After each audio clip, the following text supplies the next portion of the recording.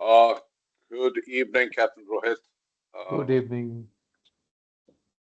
Thank you, sir. Thank you very much for coming on a show again after a long span of time. Yeah, It it's been a had very been, long time. Yes, from my point of view, my mariners were quite interested to see your when you share your such a exclusive experience on our show. They were quite interested to get this show go on. So that is the reason I had requested you to, if you can come and spare some time out of your precious time and your busiest flying time and all that. It had been, great to have you again, sir. it's always a pleasure to be on this call with you, and we get to talk about some interesting things. So same. It's going to be an interesting talk today as well. By the way, viewers, I'd like to share with you, myself and Captain Rohit have been doing this thing for quite some time. But for some XYZ reasons, unfortunately, we have not been able to meet physically, which we have been trying for quite some time.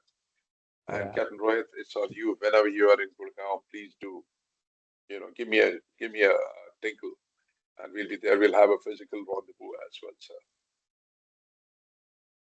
good. So that Okay, Captain Rohit, over to you, sir. Now I know today you have a very interesting scenario to share with us. Over to you. I share the podium with you, sir. Please, please go ahead, sir. so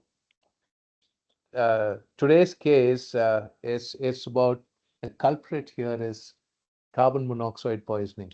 Uh, Today's time, when we talk about so much of pollution in Delhi and Bombay and all these big cities, so much of pollution happening. So it's important for us to know one factor about that carbon monoxide and how it can affect and it can kill and affect. So if if you're ready, we'll start with the case. There are two We are different ready, sir. cases, All yours, podium. and these two cases are spread across years. The first case we're going to talk about, it's a train. It's not even an airplane, not a ship, it's a train. Yeah. And imagine people dying out of carbon monoxide poisoning in a train. Okay. It's not even a Okay. train crash, train accident. It's just, how do I put it? It's a situation which has caused this. Okay. So it goes back to 1944. Yeah. 1944, Italy is at war with the war is happening. Italy uh, is losing, and they lost money. They've lost a lot of things. So the country is going through a very very bad time. Obviously, in a war, the poor suffer. Obviously, Yeah, yes, yeah. indeed. So and the poor get desperate. So they would get onto any train possible. This, in fact, is a cargo train, and people are getting onto it to so that they can go across the border, sell their stuff, and buy whatever they can. And so the Understood, times are sir. very, very desperate. And the Yes, yes, country indeed. country as a whole, all their resources is going to the war. So Hmm. there's not even coal enough for to run their basic trains. In the older Okay. days, trains ran on coal. We Right, didn't right, have any right. we didn't have any electrical trains and all that. So they would run on Correct. coal. But because all the good quality coal was being sent for the Right. war, these Indeed. trains they would use whatever cheap quality coal was available to run it. Obviously, when you use that, you don't get enough power on the engine with these cheap quality coal. So that was Correct. the situation. So this train load of people with cargo and overloaded with illegal people on the train without ticket, what you would call, but then these people are desperate to get across. Hmm. So that's that's the situation. And this train overloaded is to Yes. uh, going to a place, and it's winter. It's snowing outside. The place, Okay. the train goes through a tunnel, and the tunnel has got an incline. And on that incline, with this low-powered engine, or at least the cargo, the coal, which is of cheap quality, is not generating Hmm. enough engine power. The engine stall. inside the tunnel on a steep climb. Now that obviously the motorman or whoever is there, he's trying to run the engine again as much as possible. What I'm happens shoving if the you are, coal every now and yeah, then. Yes. shoving the coal? What happens if you are in a on a steep incline in your car? What do you do? You try Hmm. to accelerate even more, right? So when you're Yeah. trying to accelerate, what will happen? You are throwing out more exhaust, and that's Hmm. exactly what was happening in this case. So this Okay. train is inside a tunnel, and the engine man is trying to accelerate or use as much energy as possible with this coal, and the exhaust is throwing carbon monoxide and smoke Okay. inside the tunnel. Okay. And it goes on for so long that there's no way or the tunnel can escape all the chemicals and the gases out of its way. So it's all getting collected inside the tunnel. Hmm. People were sleeping in this train, and it was nighttime. They Yeah. did not even realize what happened. Okay. They just passed away. They just died in their sleep without even realizing what happened. Very few people probably So, got. are Yeah, you trying to? absolutely. I'm sorry to interject you. Are you trying to say this carbon monoxide is like a silent killer? It is absolutely a silent killer. You won't even realize that this is happening to you. And if you're sleeping, you won't even realize. You just fall into that and just pass off. Some people did realize because they felt like choking or was maybe they were awake. They tried to run out of the tunnel, but they could not make it, and their bodies were found along the tracks. This whole thing was realized. A train has to pass through one station to another. Hmm.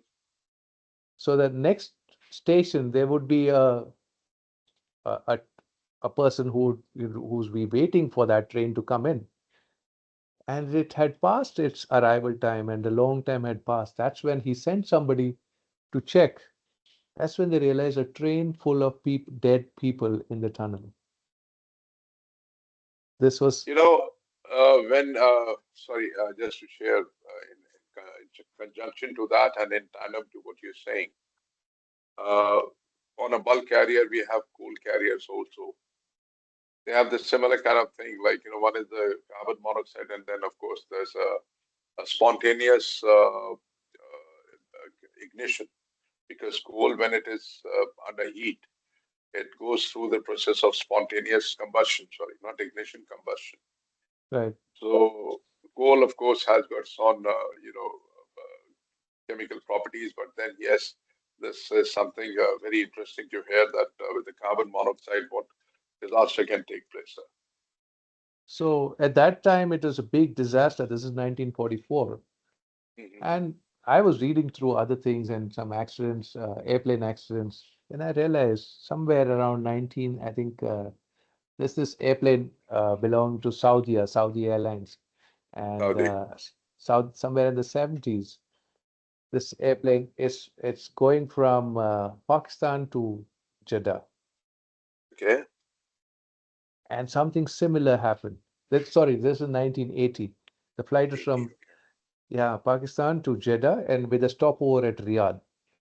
Okay. And in the cockpit, there are three people, captain, first officer, and a flight engineer. The first officer is very, very new in this. Okay. Yeah. And they have a stopover at Riyadh, and they're supposed to fly to Jeddah now. Now, Hmm. in this case, what happened is they took off from Riyadh for Jeddah. Somewhere they get a cargo warning, cargo fire warning, cargo smoke warning, or cargo fire warning. Now, they're not very sure. Initially, they get some mixed indications. So the captain sends the flight engineer to go check and all that. And they at one point they realize there is smoke, there is fire in the airplane. So they turn around Hmm. the airplane and start coming back to Riyadh. Yeah. Hmm. And they land in Riyadh because they declare an emergency. They realize that there is a fire, there is a smoke, and then something has to be done. So They come back to Riyadh and land in Riyadh. Hmm. After landing, what would a normal sane person do if you have fire in your vessel? You Hmm. would evacuate as early as possible, right? Uh, in our case, of course, because taking the quantum of the cargo and taking the number of souls on board, we first are basically trained to fight the fire. But I Yes, understand, and without prejudice, I respect your kind of your profession because you don't have time to fight the fire, not like us. We have crew of 30 or some people on board approximately. You may be having 12 or 15 approximately. You have around 200 plus or 250 odd passengers. We don't have those passengers, and we don't have to handle the panic situation like you do it. So we are trained to first try to fight the fire, fight the and fire. in case we find that we have become it is not possible beyond the control, that's when we try to go for the lifeboats. Because Right. what we have been taught in our industry is that the best thing is for you is being on board the vessel. Go for the lifeboat, which is also actually given only by word of mouth by the master or by the captain. But as far as practicable, try to save the vessel under Correct. all circumstances if you can, if you can persevere to control the fire. Control the fire. So But in that's your that. case, I know it's not possible at such a high Yeah. altitude So with that's so that's many a that's a very different way of perils. looking at it, because Yes. yours is an open ship. There's probably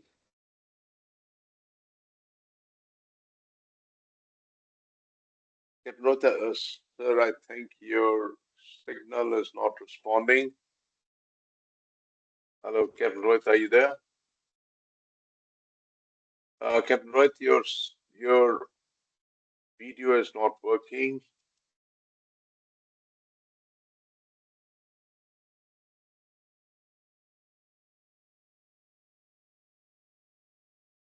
yeah. Yeah, sorry, there was some, problem in between. Right. Yes, Right. yes, So yes. I was Go ahead, talking. continue. So that I was talking about a good perspective that you have given. So on a ship, it's how it's different from or in an airplane is. Airplane is a closed environment, Yeah. and we don't have so many people to firefight. One, and so the time available for us to either fight the fire and to get out of the airplane is very, very limited. It's probably just a few minutes that you have available. And you'll see in this also how it happened. Uh, so for us in the airplane, if there is a fire, either you could, if you know exactly where the fire is and it can firefight, it's fine and stop the fire. If not, there's just minutes available for you to get out of the airplane, because lot of times fire, it's not the crash that people die, they just die out of the fire that has happened or the smoke Oh, that is caused. I'm sorry to interject you on this, sir, because you said you don't have option but to, exit the aircraft. But obviously, you'll have to look for a spot where you can dish. Yes, correct. So obviously you can't do that in the air. So and even in this case, they managed to land back, which was a great thing. And they had a huge opportunity to save everybody on board. Okay, Now miraculous. they land, and they ideally what you would do is a captain or anybody, if there's a fire situation, you would stop the airplane as soon as possible and order an evacuation of the passengers, right? Now, my question is that I'm sorry to interject you because I'm quite inquisitive to get to know what's happened, what is there at the back of your mind. Now, suppose God forbid if this thing happens in of course, where you don't have the water body in your vicinity, in your sight, and you have to take a call as a captain, as a master, from my perspective, that yes, there is no way out, and you have to go for evacuation, where you have your crew, passengers, your pilots, your co-pilots, etc. And what would you do? Just by, I wanted to know because So to this the best this of my is knowledge, the best. one of those cases. If you have to put the airplane down on water, you put the airplane down on water. If you don't have water, if you don't have an airport close by, if you it doesn't matter what kind of an airport, you put the airplane down on that airport. If you don't have an airport, you land on whatever surface that you have. But you have to bring the airplane down as soon as possible to give the people in the airplane an opportunity to get away from that fire. There is no way the people are going to survive in the air with a fire. I have one question since you brought out very interesting point. You must have seen that movie, The Flight, Denzel Washington's movie, where he Uh, goes and one of the, because of the excessive turbulence, he lost both the engines and then he inverts the aircraft and then he, brings her upright and then lands in a safe haven just to cut the speed. I don't know whether it's a hypothesis or it's a fiction or it actually can happen. I haven't watched the movie, so I can't tell you exactly what they did. But a lot of these movies they show is an exaggeration. These airplanes, they are not fighter jets. You cannot put them under such high stresses. If you stress these big airplanes like that, they will break in the air.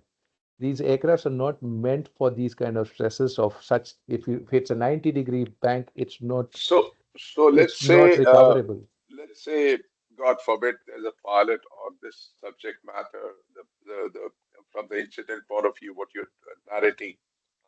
This pilot did not have any terrain. This is my own presumption, and he had to probably land in a very rough terrain where there is not open field or something, and maybe it's a rocky, kind Yeah, of a of course, terrain. that'll break the airplane. That'll break the airplane. So, So but the then there chances, is no option. yeah, I know, Chances again, it's that'll break the airplane. It's chances not of survival may be negligible. again reduces considerably, considerably. So you can Yes, only pray for a clean open surface where you can, put the airplane down and it'll be a rough landing. It's just to give people an opportunity to exit from evacuate and run away from that tube which is burning at that point. That's the only thing right, that they can do. right, sir. Please So continue. Yes. so that way it's very different from a ship. So we don't have firefighters. We don't have people inside the airplane, fighting the fire. You cannot. You don't have time for that much because the whole thing can burn down in minutes. It's about 7 to 8 minutes. That's all you have. That's all you have from whatever history and wherever situations have turned out to be like this. It's just about 7 to 8 minutes. And whatever has to be done in there, it's in that time. That's all. You don't have time Very beyond short that. span of time. I understand. I understand, sir. You know, So even in this airplane, the Saudia, they landed in Riyadh and they taxied slowly to the end of the runway. The tower asked them, "Are you ready to evacuate?" And the captain gave some vague answers like, "Yes, we are ready to evacuate," or some, because initially there was silence and then some vague answer was given, and there was absolute radio silence after that. No, nothing. The ATC kept on calling. There was no response from the cockpit and nothing from them. The firefighters outside on the ground, they were waiting for them to shut down the engines and start evacuation because that was expected because you're on fire. So what would you do? You get all your passengers out and start firefighting after that and save the airplane, if at all. But you have to get the people out of the airplane first. But in this case, they landed and there absolute silence. There was nothing. Though they kept calling, outside these firefighters are waiting for them to start the firefighting process. But then they had to get all the passengers out first before they do all that. They, mhm. they at some point they enter the airplane. Okay, that's Yeah, great. they enter the airplane. They put and they open the door, and all they find is within minutes the airplane starts catching fire after that. The whole There was thing a is ablaze, basically. is a blaze after that. So, well, initially they thought everybody died of the fire and all that, but there were not a lot of people who were the bodies were intact that way. Even the captain's and the first and the flight engineer's body was there. They did a uh, post-mortem on the bodies which are available, and of course there were a lot of political restrictions on that because the government did not allow the Saudi citizens' bodies to be, you know, post-mortem and all that. But there were some foreigners whose bodies were under whose bodies they conducted this post-mortem. And what was found was surprising that most of the passengers, at least whatever whoever they could manage to do the post-mortem, they did not die out of the fire. They died in their lungs. They found huge amount of carbon monoxide. They died out of carbon monoxide poisoning. So the fire did not kill them. It was the smoke that killed them. Because And of this, asphyxia and yes, absolutely. And this has happened to the captains as well. So they succumbed to the carbon monoxide poisoning and they probably went unconscious and died. mhm. That is why the evacuation was not conducted. Okay, okay, okay. So see how silently this has come and killed so many people. And then it wasn't even the fire eventually which killed them. Yeah, it's the carbon monoxide and the asphyxia. Absolutely, absolutely. It's a carbon monoxide. People got asphyxiated just by that smoke, and that killed them. So Right, sir. two cases similar. You have a completely different mode of transport here. One was the train, one was the airplane. But similar situation, how carbon monoxide can be that deadly poison, which did both these, the train and the airplane in. But yes, I can understand. Like, we have a lot of accidents, incidents taking place in the uh, enclosed space, basically, when we talk about enclosed space entry. So, Captain Rohit, you can see me clear because sometimes my camera gets bugged up here. Yeah, yeah. Okay, It's slightly shaky, but then yeah, I can see it. okay, okay. So, what I'm saying is that, we have enclosed space entry kind of thing where we have to take a lot of precautions as far as all these things are concerned. The hazardous gases, which actually play a vital, not vital role, but they are the culprits from that point of view, be it the hydrocarbon gas or the carbon monoxide gases, what we have been talking about. So that does play a vital role as far as the survival is concerned. So I understand the point well noted from the point of view that you have mentioned from the carbon monoxide, this thing gas. How did it affect the survival of the passengers or the crew on board, sir? Yeah. Yeah. So what next, sir? So yeah, so this was one here's the case that I thought it's interesting because different modes of transport, but a similar what do you call the villain was the same for both of these cases.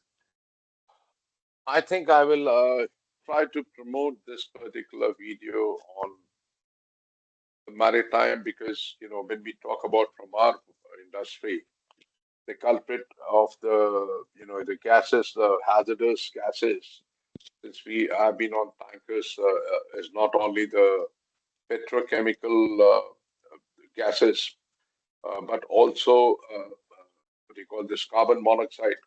As we had spoken earlier, that when we go to inspect a ballast tanks, Hmm.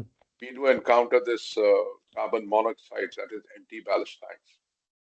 Because you see, when we are in ballast, we pump in the sea water, and once the cargo is loaded, we pump out the water to basically get the vessel in a stabilized condition as far as Hmm. sailing is concerned. But prior to entry into those ballast tanks, which we construe or which has been called or have been nomenclatured or have been, authentically validated as enclosed space entry, So we take lots of precautions, including that, like, we carry our ELSA. ELSA, we have, like, its full form is Emergency Life Saving Appliances, Hmm. which has, the air or the not oxygen, but the fresh air, which has 20.9% of oxygen as far as the atmosphere is concerned. It has a survival rate for about 5 to 10 minutes subjectively. So when we encounter these kind of gases, the first thing is to quickly try to escape. And carbon Hmm. monoxide, of course, is a killer, we know, besides the hydrocarbon gases. So basically, what you're trying to say and what you have narrated us on this particular subject matter is that it's not only, and just one question, you have your fuel on your in your wings, right? Yeah. Yes. Now, when these kind of calamities take place, does the fuel also come inside, or there's a special barrier or kind of thing? Of course, it is a total loss in case something happens. Well, its fuel doesn't come in unless there is some kind of rupture that has happened. And in case of a fire, when the structure is rupturing or there is which is caused something for the fuel tanks to get ruptured, there will be spillage of fuel, and that causes Village huge of fire. fuel inside your Not inside the fuselage. aircraft. It'll be not inside the fuselage. It doesn't come inside the fuselage, but it's outside.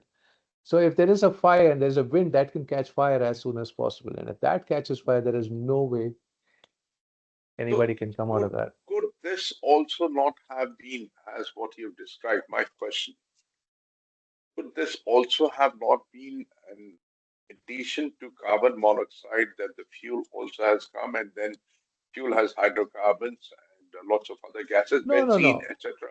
No, the fire was because of some other things in the cargo compartment. Something caught Mhm. fire.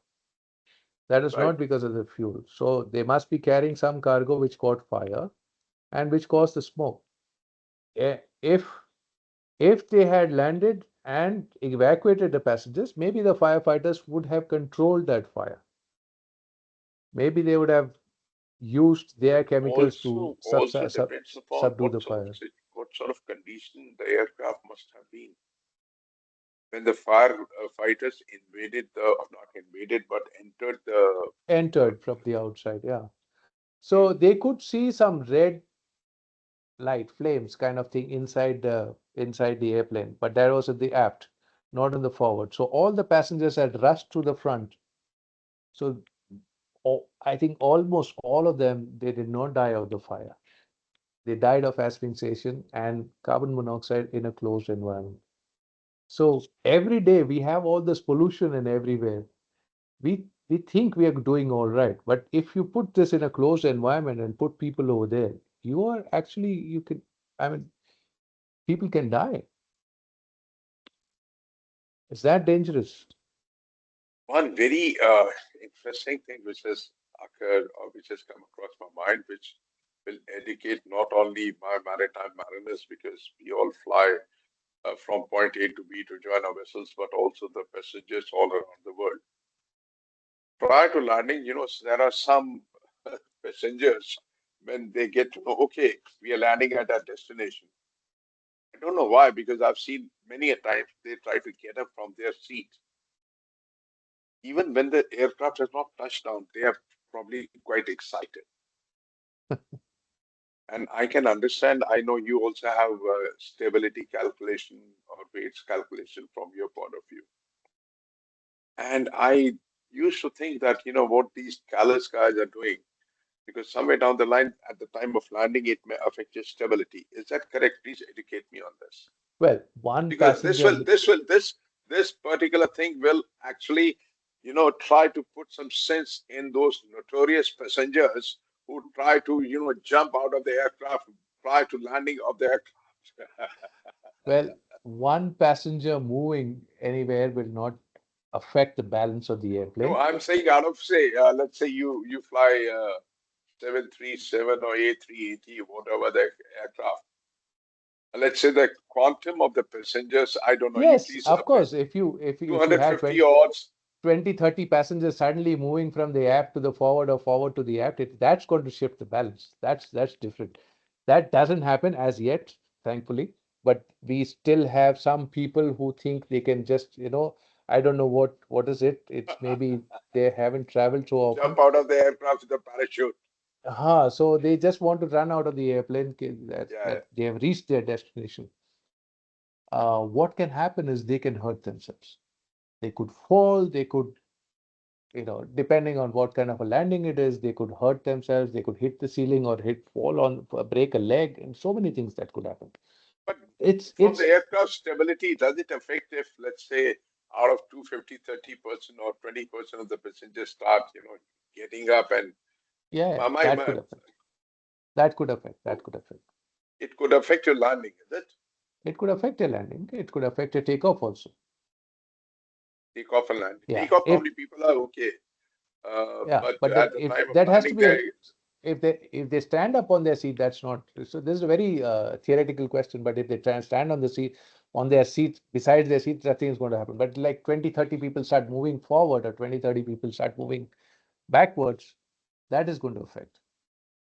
but do you get sort of weight influx or change in the weight as far as the, as per with respect to your original weight calculation prior to your takeoff? So all these things are calculated and uh, adjusted for. So the whole weight of the airplane with the passengers, with the cargo, there is a particular way of loading where you would load what, and what is the CG going to be, and there's a limit to the forward and the Center of app gravity, movement of the yes. CG. So Yes, sir. these are all calculated and regulated. You cannot just fill people up and then and throw in cargo and start going. It's not Mhm. it's not done. It's not done that way. So, what's your final verdict on this, Captain Rohit, sir, on Well, the yeah, subject coming matter? back to Any our advice? Any advice for the passengers when they fly, so that it may also help us and help you as far as safe flying is concerned, and also the emergency contingency measures which shall be taken into account. So, one of the things that let's say, as a passenger, somebody would want to understand is, many times you have these passengers, they carry so many things which are not allowed. And Mhm. when the security and the airline staff ask them to remove it and that you cannot carry it, they get very upset that, I've spent so much money and this is important for me to carry. And even nowadays, you also have these lot of things about batteries and battery powered equipments, which are not allowed to be carried because they are a fire threat. They can cause fire, and in a closed environment, it can be very, very dangerous. That's why you're not allowed to carry those even batteries or those equipments and all that. So that's something for So people to understand. Yeah.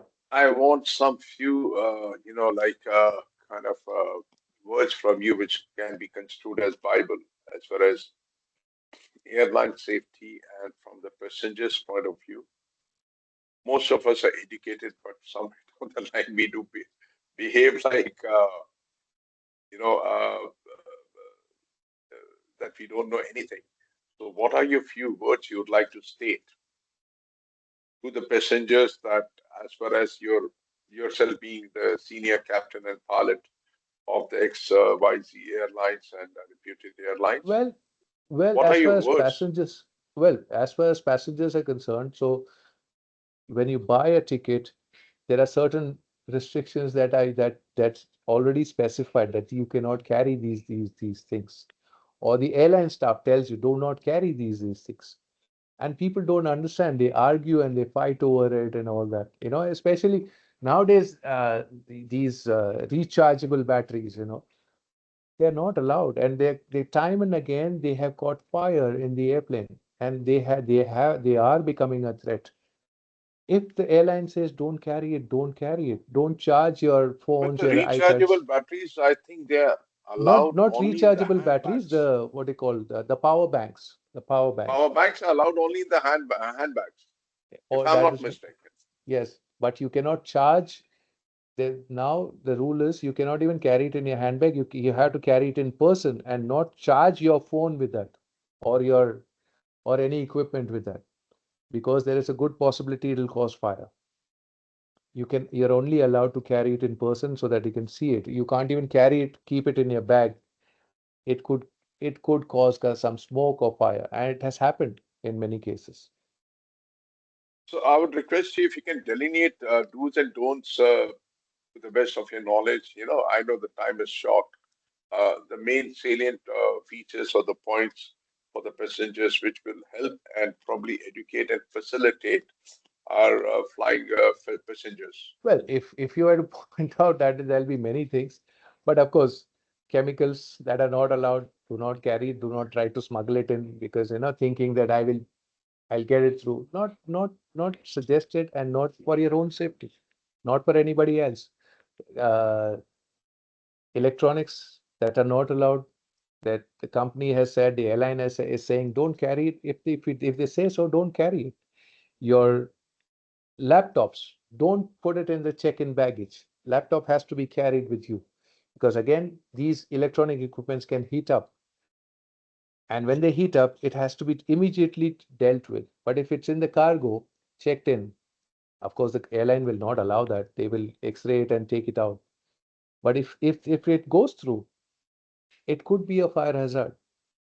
So these are very simple things and silly things, and people don't understand these things. But then we study about it and we have history with it.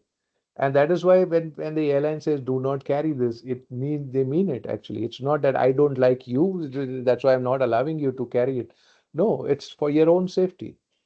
So, as a captain of a legend captain of the airline, what are your main apprehensions from the passengers and from the safety point of view?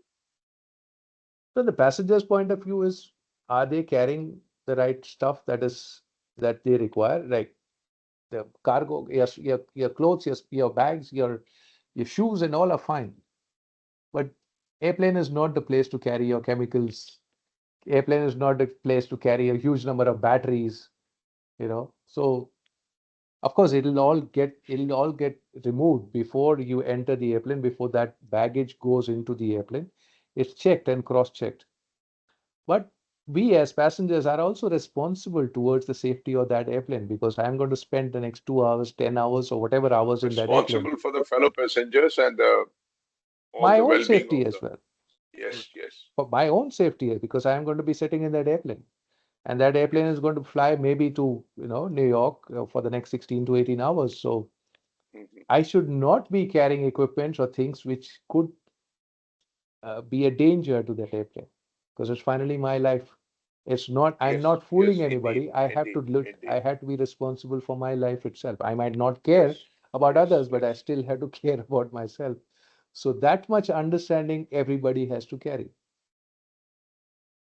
So although we have lots of systems in place which will not allow all these dangerous goods to be carried, of course, because there's a lot of study in this, and our personnel are trained from pilots to the ground staff to everybody is trained to what to carry and what not to carry and what quantity they are allowed to carry. We are trained for all that.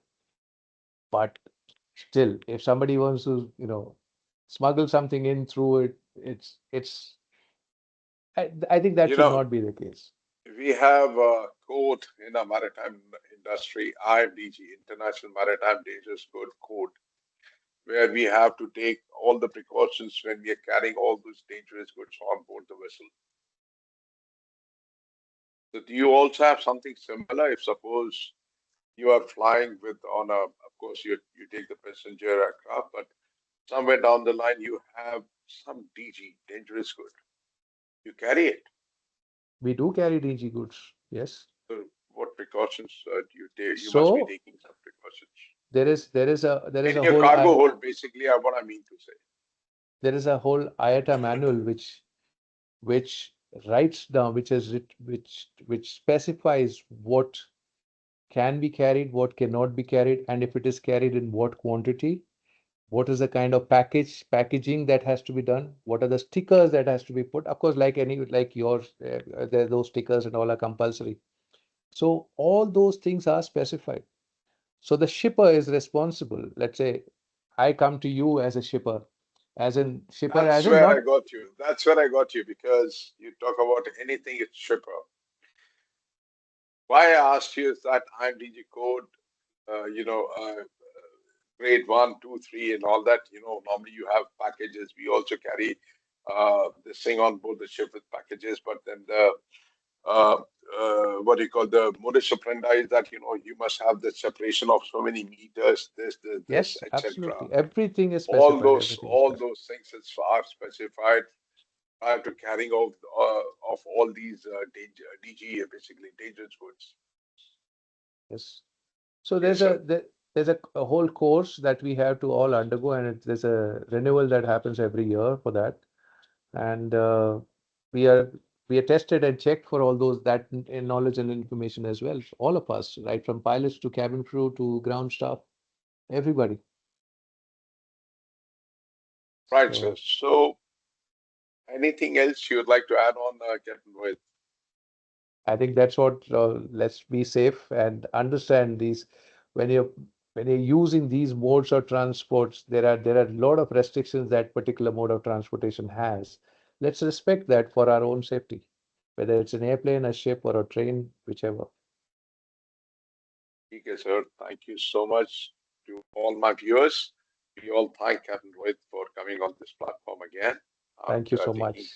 all his, busy time and all his commitments. He still managed to get some time for us, and he has shared so many important things, not only from the airline point of view, but also from the safety of the aircraft as far as the passengers are concerned.